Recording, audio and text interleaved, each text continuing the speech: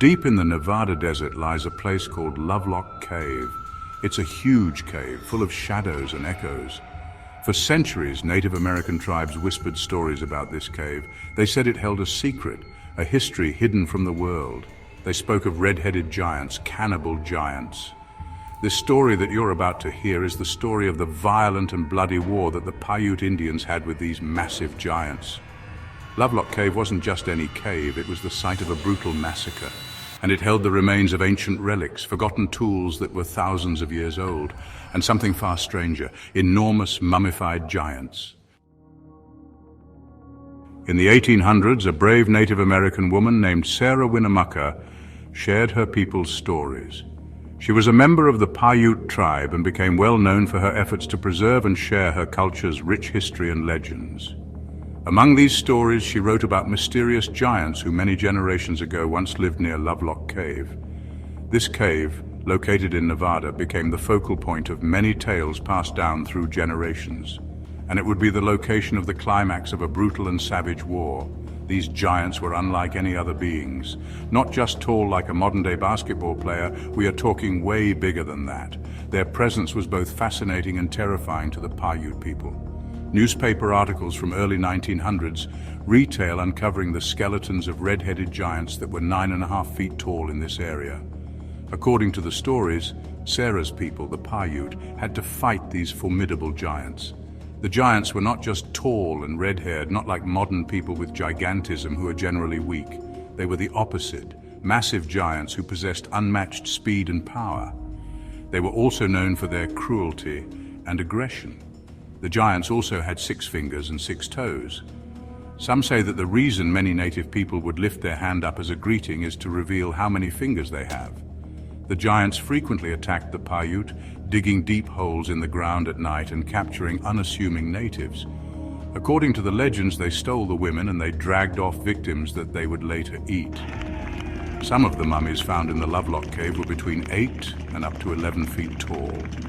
Imagine the terror that would grip your body as you saw a giant of such great stature running at you and attacking you. The giants had been terrorizing the natives for a long time, and now they had come to a breaking point. The Paiute warriors, known for their bravery, had been at war with these giants for years. They came up with a plan. They spoke with neighboring tribes who had often fought with giants as well. They made an agreement with the other tribes to unite together and go to war against the giants. They agreed, and a plan was formed to attack with a huge force of natives and destroy them once and for all. The warriors from the various neighboring tribes band together and prepared for the battle. They formed a strategy. They knew that many of them would die in a battle with these powerful giants. One-on-one, the giants' superior size and strength would make it nearly impossible for the natives to win. But they realized that they could outnumber them. If they fought well and were brave enough to stick to their plan, they could overrun the giants with sheer numbers. The day of the ambush was set.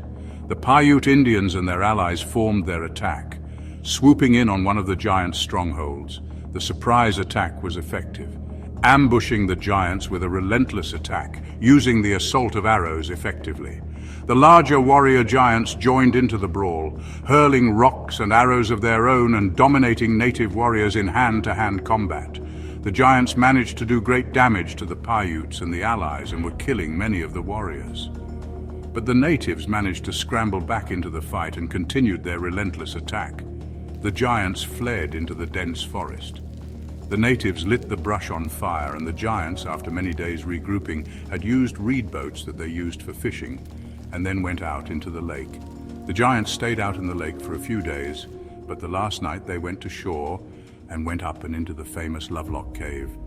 Some of the native warriors wanted to stop the battle as they were just happy to have survived, but the Paiute were determined to finish the war and finish it now. They formed another plan. Entering the cave would be suicide. They would be forced into close-range combat with the giants.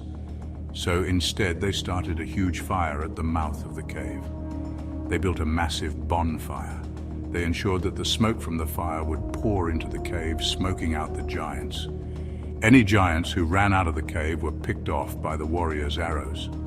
After many hours of battling like this, eventually the rest of the giants died from the arrows and from inhaling the smoke from the fire. After about 10 days, the native warriors returned to the Lovelock Cave to see if the fire was still burning. They checked inside the cave and all the remaining giants were dead. The war was finally over. Many years later, in the 1900s, the cave was discovered. First by Bat Guano businessmen, and years later a group of determined archaeologists began an ambitious excavation in Lovelock Cave. Inside they found the gigantic mummified remains of red-haired giants. A few of the giant mummies were on display in some local museums for years, but eventually they all disappeared. The whereabouts of the giants nowadays is a mystery. Rumors had circulated of them being confiscated or purchased.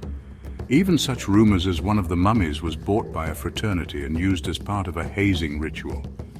There is no lack of theories and speculation, however. The more answers we get, the more questions we have, like who exactly were these giants?